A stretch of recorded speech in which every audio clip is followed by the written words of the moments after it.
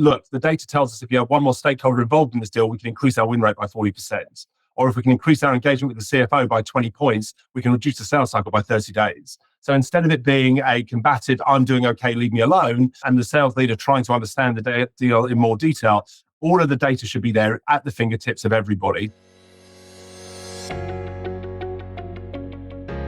Welcome to Revenue Insights. Every week, we'll be joined by revenue leaders from some of the most successful and highest growing companies. Together, we explore how they built their revenue teams, the journeys that they've been on, and the lessons they have learned along the way. Revenue Insights is brought to you by Ebsta. We're a revenue intelligence platform designed to help revenue teams to build more pipeline, close more deals, and retain more customers.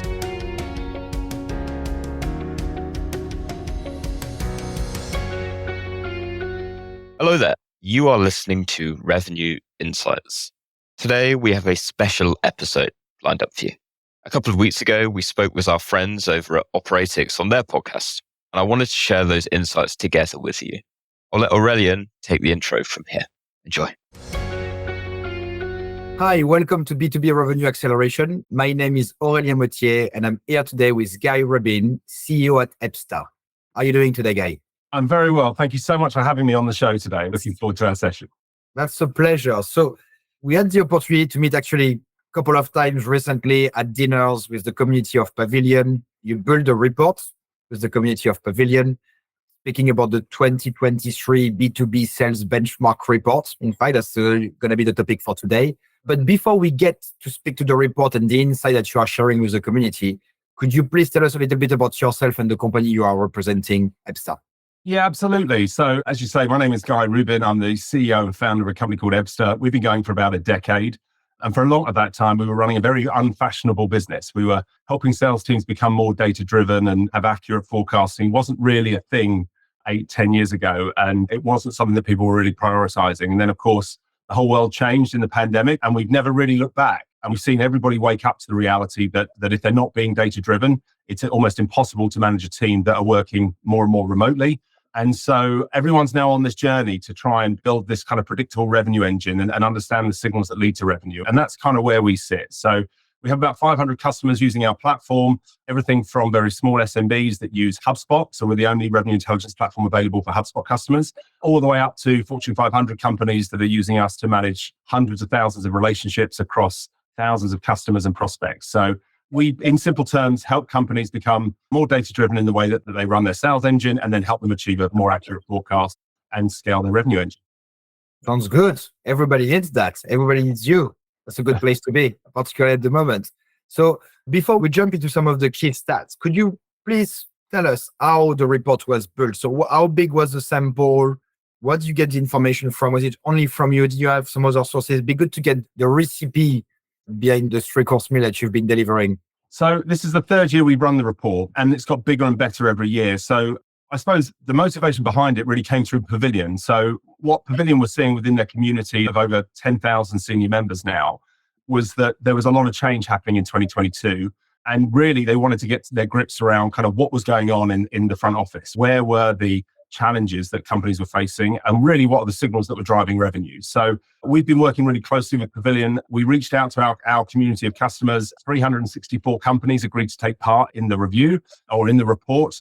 And we analyzed 3.2 million opportunities and that represented $37 billion worth of pipeline. So a lot of data and it was taken through the 12 months prior to January 23.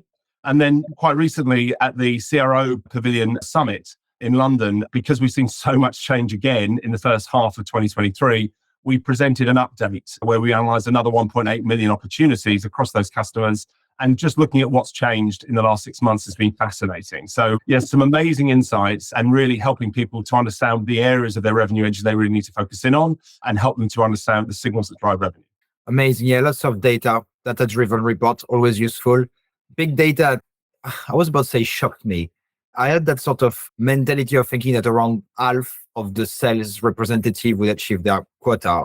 But the report is actually showing that 27 of them actually achieve quota. So having a background of salesperson myself, is that because the quota are too high or is there something wrong with the sales guys? What are your thoughts on that? I agree with you. There were some really interesting takeaways from the data. Yes, it was. So at the end of last year, we saw the lowest ever quota attainments at 29%. So in 2022, only 29% of AEs actually hit their quota. And then the first half of this year, we saw that decrease down to just 27%. I think that wasn't just the only shocking stat, right? I mean, it's not sustainable. You can't maintain an AE team if less than a third of them are hitting target. And when we looked at the difference between then and the first half of this year, we found that AE teams recruitment had dropped by 65%. And AE teams were actually 22% smaller than they were this time last year. So there's a lot of change happening in the front office of B2B sales businesses. And we can see all sorts of data points that are driving that. But, what I'd say to the community that might be listening here is don't beat yourself up too much. You're not alone. And in fact, almost half of our customers are outside of SaaS. So we sell to all sorts of businesses. And what's really interesting is that while we think we might be falling behind or we don't have quite every data point we need, when you step outside of SaaS, these businesses are now looking across to us with envious eyes. They're way behind where B2B SaaS businesses are, and they actually want to start taking these steps towards becoming more data-driven. So whether you're in an infrastructure business, logistics, oil and gas, energy, we're talking to all these types of businesses, and they don't have anywhere near the level of visibility that we have in SaaS. And we beat ourselves up that we're not as structured as we should be. But one of the other stats that hit me out was that nearly 20% of AEs don't even have a target to hit.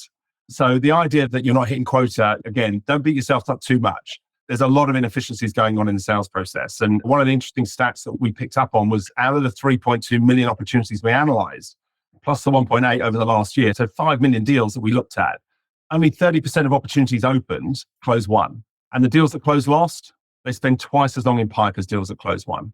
So there's so much inefficiency in the sales cycle. And we all know how expensive salespeople are. So the ability to have a positive influence on those numbers is material. All we have to do is make them a little bit more productive, and we can materially change the outcomes. So small incremental improvements can achieve exponential results. I had another question planned for you, but now you take me onto a journey. I want to go somewhere else. That's very interesting. So basically, opportunities are staying in the pipeline for longer, tire kickers.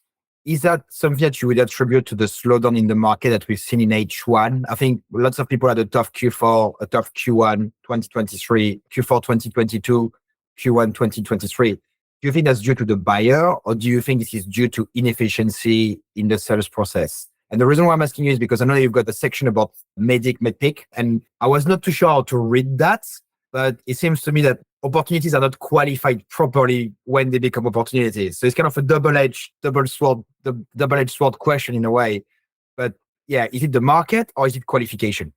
Well, first of all, that stat that only 30% of opportunities opened or closed won is relatively consistent over the last 3 years. Okay, right. So I don't think that's market conditions. What we did see is the average win rate drop in 2022 materially by 15%. Now that's bounced back, but not fully. So we've seen the increase, win rates have increased by 7% in the first half of this year. Sales cycles have, while they dropped by a third, they've actually recovered about halfway, and average deal values are starting to creep up again as well. But coming back to your question, yes, the thing that's changed is that we lived in a world of plenty before. So it didn't really matter if we weren't running a very structured sales process, if we weren't particularly data-driven, because we were inundated with opportunities. Yep. Now we live in a very different world, and buyers are, of course, becoming more mature, and they're wanting to run more of the sales cycle themselves.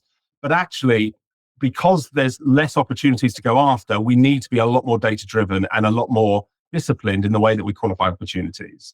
If you're running a 5-stage sales process and stage 2 is discovery, if you're not qualifying that opportunity correctly, it's very easy to skip through and end up in stage 3 and 4 where you're running trials and pilots and engaging other stakeholders in your business. Solution engineers are getting involved, maybe finance and legal and security are getting involved. And actually, it turns out the customer may not even have budgets.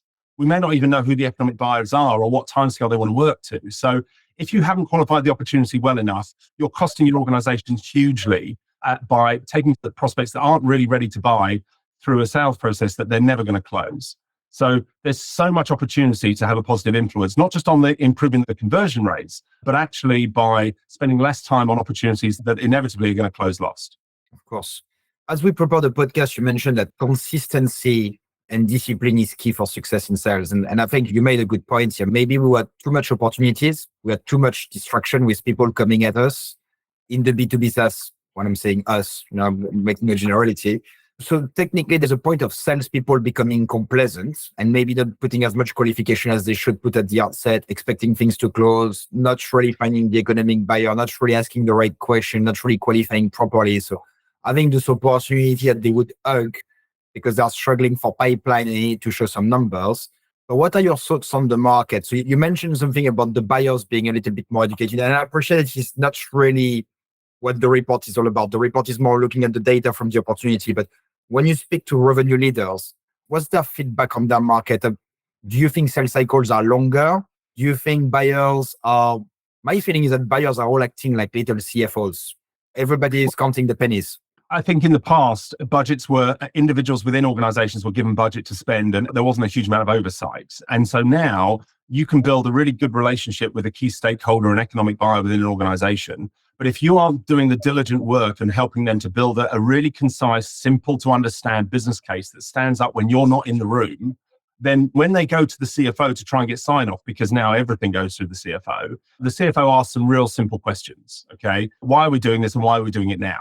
Well, why is this the top priority? And if you can't articulate in a business case that stands up on its own 2 feet without you being in the room, then you're going to end up with the worst case scenario, which isn't that. Remember, the second best outcome is that we qualify our opportunities really early. Okay.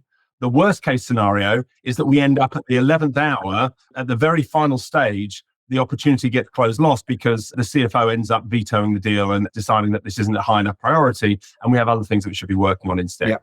And the chances are the seller will never get the opportunity to build a relationship with that CFO, but they do need to be able to articulate a very precise, clear understanding of the impact and the ROI that their proposition can have on the business. And if you're not building that muscle, then you're going to end up with the worst case scenario of investing lots of energy and time in sales processes that don't close. Yeah, I'm going to focus one more minute maybe 5 minutes on the less positive before we move to the negative and the good things from the report and how we can grow from it. But another stat that was interesting to me was the deal slippage. We're talking about 39%, I believe, in the report of deals that are not closing as expecting. This is a huge amount. Like this is 40%, pretty much half of your deals that are slipping. Like, are we talking slipping to the next quarter? Are we slipping to the next year? Are we slipping in the bin? Yeah, that would be my first question. And is there any sales strategies that can be used to minimize that deal slippage?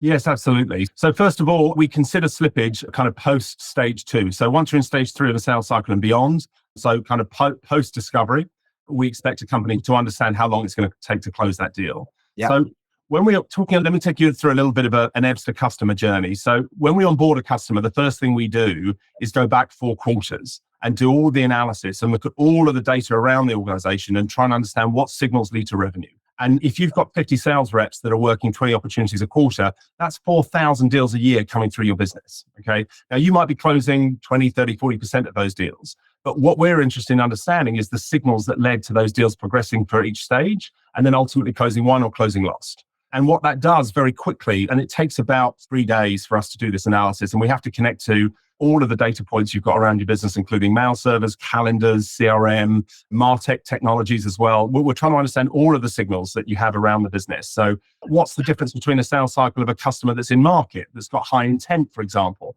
versus a company that has low intent? And again, it's okay if the customer doesn't use intent data because we have relationships with companies that have intent data and we can go back historically and tell you whether the companies that you were selling to were actually in market before you started selling to them. So really trying to understand the signals that led to revenue in the past helps us to build a benchmark of what good looks like. And so when we understand that a customer is traditionally in state that closes 1, would traditionally be in stage 3, for example, for 3 or 4 weeks, well, then we know what good looks like. And as that deal starts to take longer than that, then that's considered slippage. So we understand the signals that lead to revenue. We understand the time that everybody should be in stage and the pace and momentum we'd expect to see and how many stakeholders you should be engaging with. And I mean, the list goes on. So what's really interesting, though, is not all revenue is equal.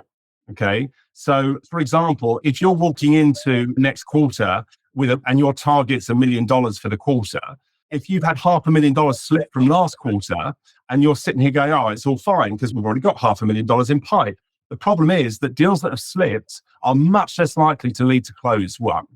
Okay. And so not all forecast revenue is equal. So knowing that if a deal has slipped and by how much, the chances of it closing will be materially less, helps you to forecast a whole lot more accurately and understand what actual signals you need to be leaning into to understand whether the deals are real or not. And in terms of strategy to minimize slippage, so we work with lots of sales team and we are doing a lot of calls with them. So we would set an appointment for DAE and we go on the call with DAE.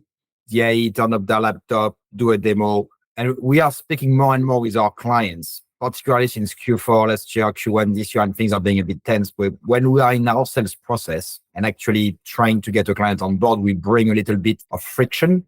And as part of that friction is, how do you create urgency in the sales process? How do you actually create moments where people are like, God, we need to do something about it? Is urgency what's missing from your perspective? Is that the cause for deal slippage? Do you think is what you mentioned earlier on, where people don't put the business case? So technically you speak to someone and you bet on your horse, thinking he's going to be a champion, and you keep on betting on that horse, but your horse doesn't win anything and doesn't help you to win? Is it because we're not exploiting the consensus of an account-based campaign where we go to multiple buyer, which is another thing that you've got in the reports about multiple buyer? So I know it's a wide open question and there is probably not a generic answer, one size fits all, because everybody is different. But at least if you could address the sort of reason why slippage is happening and how we could prevent it from your perspective, that'd be super useful.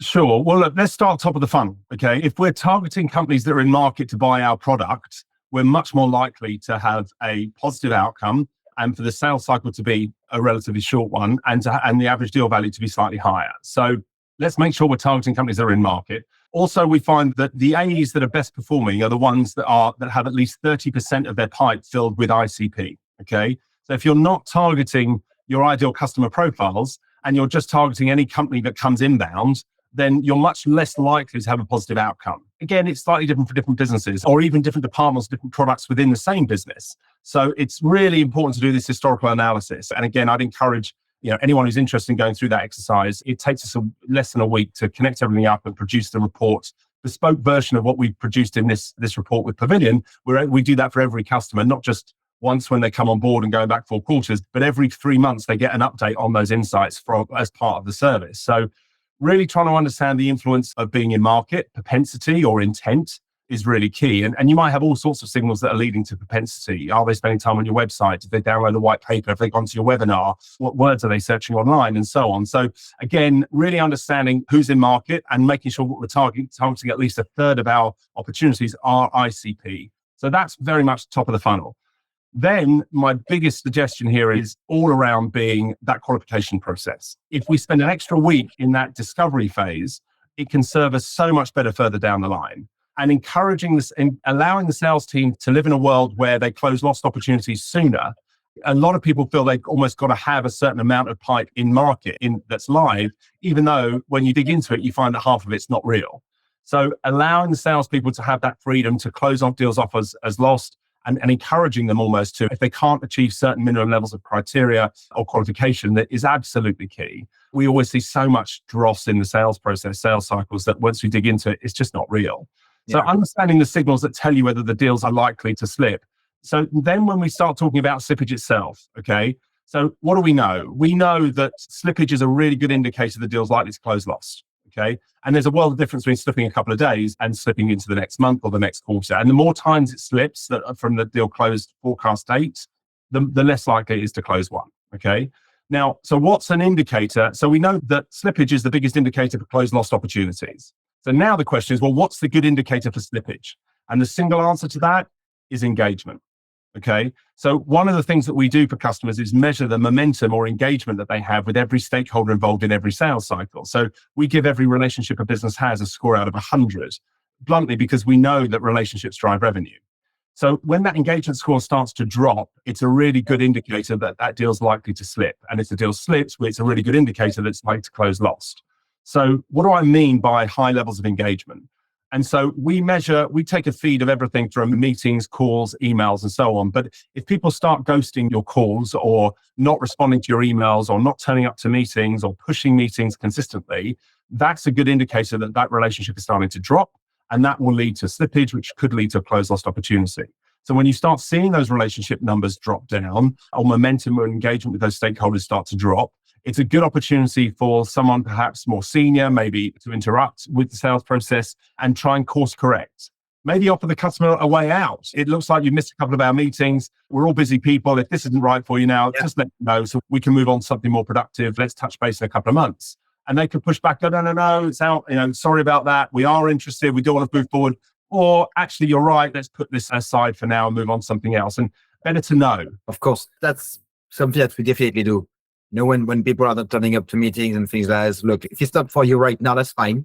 Just let us know when. But let's have a communication so we know when to get back in touch with you. And when you send those emails that are, in a way, a little bit more forceful, a little bit more, okay, I'm actually about to drop it. You've got the prospect coming back saying, no, wait. I didn't mean to act like that or whatever. But I think it's also, for me, it's about creating the urgency in the first meeting. It's really understand the size of the pain. And we're talking about creating the urgency. We're talking about, is it worth the cost of change for the bigger deals? If you go to a very big bank and you say, we're going to save you 500K per year, right? They're going to look at you and say, you know what?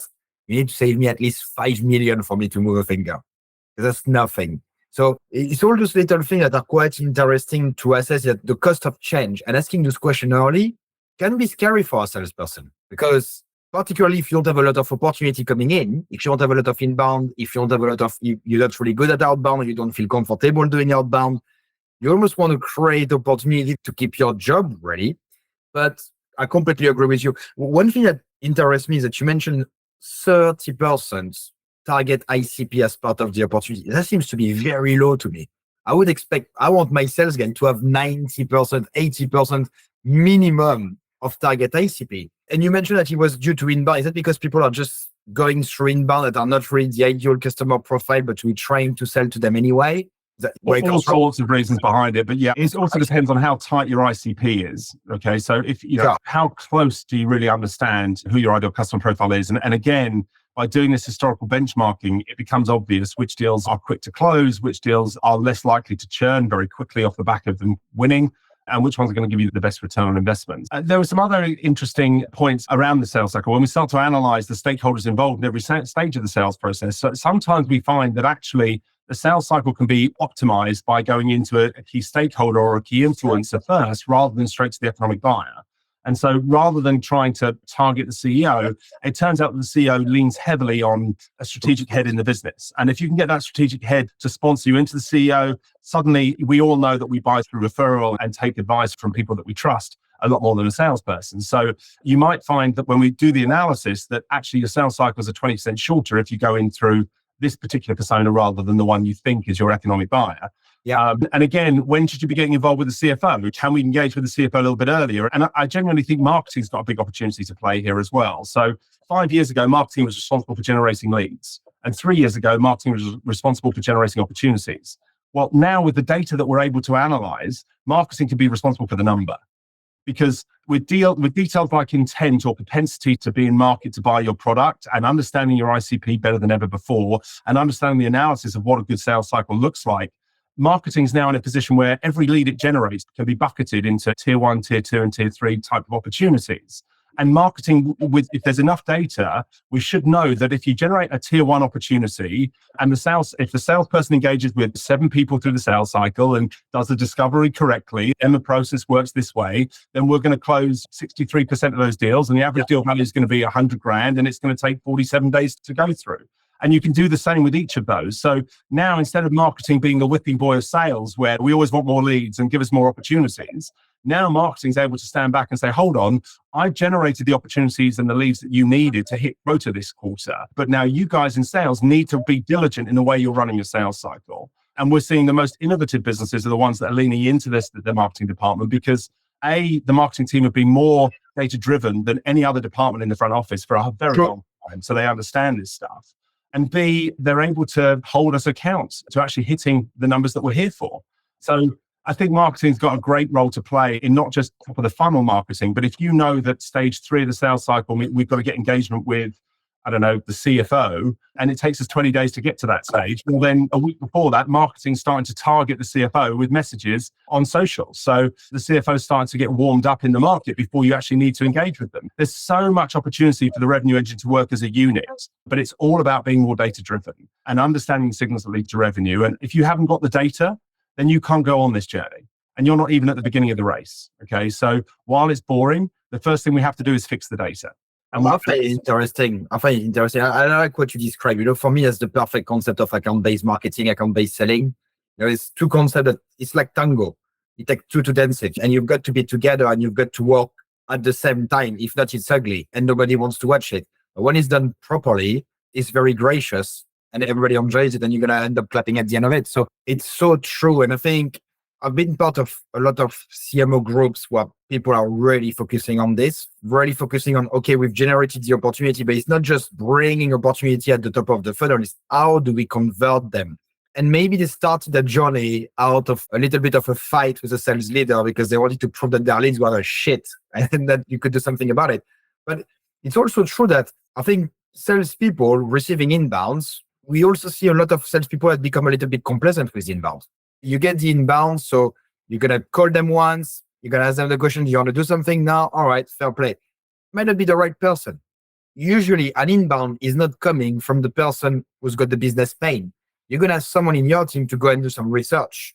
So trying to understand the concept and turning that inbound into an outbound process is, particularly if they're in your ICP, I think is absolutely key. But I agree with you, the data is, I think people who think that data is boring won't enjoy the next 3 decades to come, because it's all about data, really. It's all about knowing what you're doing. And if you want to win, you need to have the data.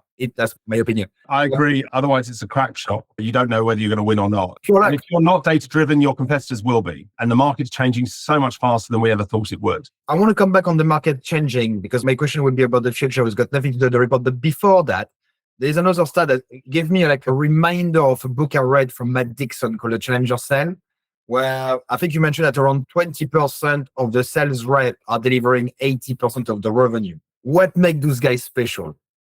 Because everybody wants that 20%. How can we get 100% of that what constitutes that 20%? I hear you. So the exact stat, what we call the velocity delta, is that 23% of the AEs are generating 83% of the revenue. And we've never seen that delta be as far apart as it is today. And so really trying to understand what the rock stars are doing correctly and trying to replicate that with the rest of the team is absolutely key. And again, how do we do that? We need to be data driven. And so when we look at what drives the behavior of the best performers, it's fascinating to see.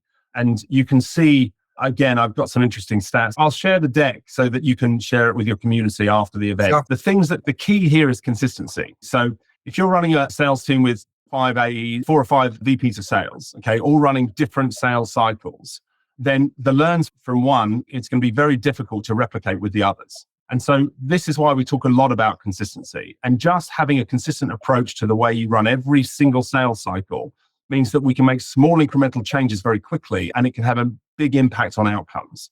Sure. So because the market changes around us, and we just saw that with CFOs getting more involved in sales processes. Well, now we know that we need to get much better at the way we write business plans and business cases. So now one of the departments will do that better than the others. And then once they've done it correctly, we can take advantage of that if everyone's running the same sales cycle and everyone using the same format to forecast, for example. So as you know, it's a forecasting platform inside Salesforce or inside HubSpot. So making everybody forecast in the same way means it's much easier to see where the deviations are. And why is it that this team only need 2.7 coverage to hit quota, but this team need 5.8? What is it that these guys are doing well that these guys are doing less well? And if everyone's doing things in the same format, it's much easier to understand where the challenges are. But coming back to your question, what are the AEs that are winning doing better than others? Ultimately, it's a number of things. First of all, they're targeting ICP. They're not worried if they haven't got enough pipeline in place. They're just focusing on the quality opportunities rather than just running around like headless chickens trying to close anything that they can just because the pipeline's light. They're building good relationships in their market. We consistently find the individual contributors with the highest number of good quality relationships, even outside of sales processes, just in general, are engaging with their whole community, their market. They're the ones that have the highest relationships of people in an active sales process as well, which is, of course, is key because we know relationships drive revenue. So having high levels of engagement, having the highest volume of relationships in the market, and having high levels of engagement with people in process and being multi-threaded in those opportunities consistently. These are the things that we're seeing that lead to the best possible outcomes. It's just consistency and will to win, and that approach that they take to build good quality relationships and be perceived as that expert advisor to the customer rather than just a sales rep. Do you want to buy yet? Can I send you a proposal now? Yeah. No, I hear you. And I think that makes perfect sense. Last question. Go on. You have something to say? We see the same in success. So what's fascinating, because revenue intelligence is not just about forecasting, it's about the whole revenue engine. So when we look at the energy that goes into building those relationships with the key stakeholders and the economic buyers, you see the trend of engagement trend up to the point where they trust you enough to sign a contract for lots of money, right? So now they sign that contract. What do we then see? Well, what do we want to see? We want to see the level of engagement and momentum continue at that high level. What do we actually see? We've signed the contracts, engagement and momentum with the key stakeholders drops. And guess what? It doesn't matter how much the users on the ground are using your product or service. 12 months later, the customer ends up churning because no one bothered to maintain a relationship with the economic buyer. So we know that these relationships drive revenue. And if you are serious about wanting to keep those customers happy, keep the churn rates low, and keep the cross-sell upsell as high as it possibly can, maintain those relationships. We actually did a podcast with the head of CX at Salesforce. It was a good 6 months ago. And now we have an head of CX at Operatix. And the job of the head of CX is to get everybody to be what you just defined, which is customer success. And the sales guys can do a good job, but what happened next? You want the receptionist to be good. You want everybody to be good. You want everybody to just sing from the same song and all that sort of great stuff. But I'm going to give you an example. I went to an event in London the day before on Tuesday, InfoSec. And I went there, I met with a lady who used to be a client in another company. And she said, look, I've already influenced everybody to work with you guys. We have something in place, but we want to replace with what we've got. And I want that guy who was dealing with my program before and his manager, that guy. And she was telling me the team she wants. And she said, if you give me the team, because I know I trust them. And I said, why that team? She said, trust, rapidity in communication. When I need something, they react. And I know it's bad because we're supposed to be not working late in the evening, but she was like, look, when I've got the US calling me at 7 and I need a response by 8, I could count on your team to give me a response by 8. And the last thing that she mentioned was a very transparent honesty. She said it was like working with colleagues. If there is a problem, first of all, they would be honest about the issue, accountable. And then they care. They care as much as I do. We are stressed together. We win together. It's not like that relationship where I've got to chase you. And I found that brilliant. And I sent a voice note in our leadership group because this is exactly what we're trying to build. Imagine if it's not just a sales guy selling, but then after that, we really have a duty of care. You're being put. I want to be put into conversation with customers because sometimes you need to. And I don't think a CEO should be in the ivory tower. If you need to go and speak to a customer, no matter how much money they spend, if there is something that needs to be done up to a certain point, and we're getting big now, so I could spend a lot of time speaking to customers, but having that duty of care, maybe you don't do it one by one, but you do it by a group of people. And we're trying to bring all those things where we are trying to be closer to the customers because we also believe that customers are changing. Their environment is changing. Their level of stress is changing. The level of pressure they're getting from their leadership is changing consistently. And if you speak to someone in February, their situation in September, particularly if you work with B2B SaaS company, may be completely different. If you work with a very large, very old school organization, things may be relatively the same. But if you are in the tech space, February, we were going like crazy. September, God, we need to raise the next round. We've got to stop everything. Everybody goes, we're going to start with a new team in January.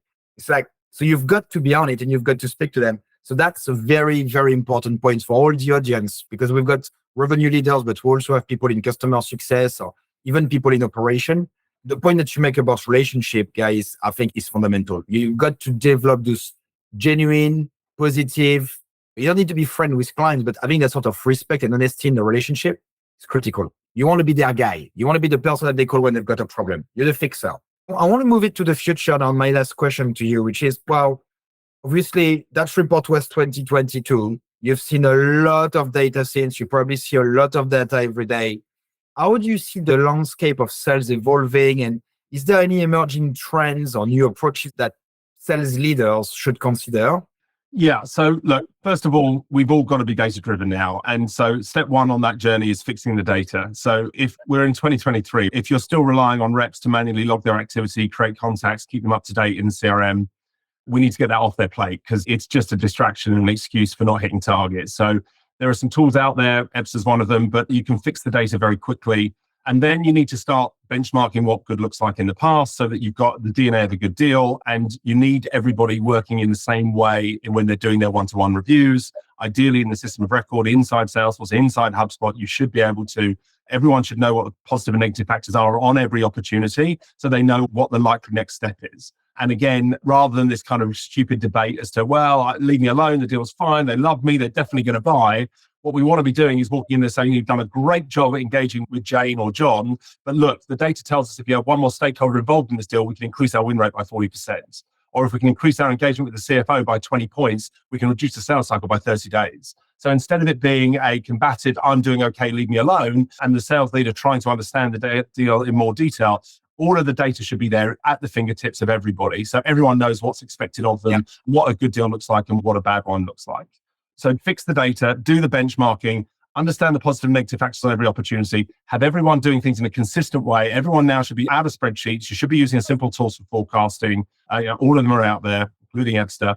And then once you've got the data in place, then it's about using RevOps for small incremental improvements. It's not about big step changes. It's about small changes, small incremental improvements. Try and understand the DNA of what good looks like. What is it we can take from the guys that are winning more consistently and train the other guys to be better at that? And what's interesting is that usually you don't find one rock star that's excellent at everything. You might find when we do the analysis, so we produce a leaderboard of every AE within the business every 3 months.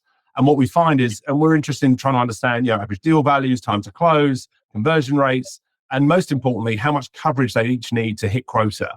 And what's fascinating is all we need to do is continue to focus on how we can slightly reduce that down. And some are really good at the qualification process. Others are just skipping through that and spending far too much time on deals that are never going to win. Others aren't very good at the discovery or the business case building and the closing. So knowing where they need the training will be obvious when you start to look at the data and see where they're losing the most. So be more data driven. There's no reason why we can't get a lot more outcomes out of a much smaller team if we're a lot more clever about how we analyze the data and the approach that we take. Yeah. 100%. Thanks for all the insight that you shared with us, Guy, today. There's lots of stats. I took a fair amount of notes. Super useful. I'm going to press on my team on Monday. I'm speaking with the sales team, so I'm going to speak about this relationship over and over again. If anyone wants to continue the conversation with you or would like to speak to Ebsta about how you could help them to actually get that insight, to get that data together, or to actually start the journey of understanding what's going on, what's the best way to get in touch with you? Well, first of all, anyone can connect with me on LinkedIn. Just mention the podcast and I'll happily accept. And always up for a conversation around being more data driven wherever you are, and whether you're interested in buying technology or not, doesn't matter to me. I'm a data geek and enjoy this stuff. So feel free to reach out if you're in the community. You can download the insight report that we've been talking about on the front page of our website. I'm sure we're going to share. We'll put a link as well. Yeah, we'll put a link when we share the podcast with everybody to make sure. Download that, and inevitably, if one of my SDRs doesn't reach out to you within a day, then I want to know about it. So they'll probably reach out and try and find out. Unless you are not in the ACP. Well, exactly. And then we'll leave you alone. Yeah, so that's probably the easiest way if you're interested in engaging with us. We do offer free trials for customers using HubSpot or Salesforce. Again, you can keep those off on the front page of ebsta.com. So yeah, look forward to hearing from everyone in the community. And if I can be useful to anyone, just let me know. Well, thank you so much, Guy. It was an absolute pleasure to have you on the show today. Always good. Lovely to see you. Take care. Lovely to see you. Thanks for listening to Revenue Insights. If you want to learn more, subscribe to our newsletter and we'll deliver every episode straight to your inbox. If you have any questions, feel free to connect with us on LinkedIn. Our links will be in the episode notes. See you next week.